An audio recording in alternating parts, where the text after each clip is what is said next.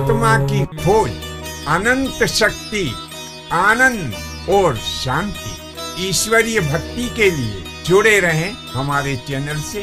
आपका अपना चैनल गुरु अशोक तिवारी, लाइक और सब्सक्राइब करना ना भूलें। धन्यवाद। जय माता की, जय परशुराम। श्री गणेशाय नमः। तो प्रिय बंधुओं, इस प्रकार से बहुत से विद्वानों के द्वारा समझाने के पश्चात भी जब दुर्योधन नहीं माना, तब क्या हुआ कि कौरव और पांडव दोनों पक्षों की सेनाएं कुरुक्षेत्र में आकर के एकत्रित हो गईं। युद्ध निश्चित हो गया। सभी सैनिक और सेनापति अपने अपने पक्ष की सेना को मजबूत करने के लिए तैयारियां करने लगे।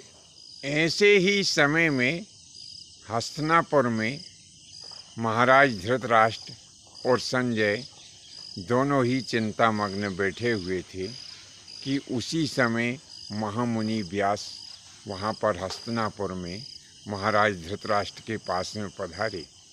महामुनि व्यास जी कहने लगे कि धृतराष्ट्र, अब यह देखो कि तुम्हारे पुत्र मोह के कारण ये महाविनाशकारी युद्ध उपस्थित हो गया है। यदि तुम समय रहते उचित निर्णय लेते तो आज यह तुम्हारे ही कुल का विनाश तुम्हारे सामने आकर के उपस्थित नहीं हो जाता। महामुनि व्यास की बातें सुनकर के और धृतराष्ट्र रो पड़े, हाथ जोड़कर क्षमा याचना करने लगे कि प्रभु, इसमें मेरी बड़ी भारी जो है गलती है। अब क्या करूं? मेरी हालत उस किसान के जैसी है कि जिसके खेत को चिड़ियाएं नष्ट कर देती है और बाद में वह किसान पछताता है। कहावत कही गई है कि अब पछताए होत का जब चिड़िया चुग गई खेत। भगवान, अब तो महाविनाश का समय उपस्थित हो गया है, मैं आपकी शरण में हूँ।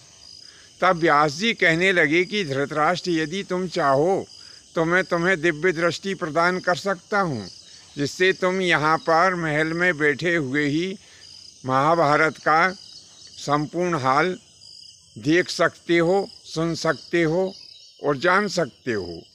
तब धृतराष्ट्र कहने लगे कि भगवान, मैं जिंदगी भर अंधा रहा, और तो और मैं पुत्र मोह के कारण ज्ञान से शून्य होकर अपने जीवन को जीता रहा, यानी मैं ज्ञान की तरफ से भी अंधा ही बना रहा। भगवान, अब मुझे अंधा ही रहने दें, केवल ऐसी व्यवस्था कर दें कि मैं महाभारत के हाल को सुन सकूं।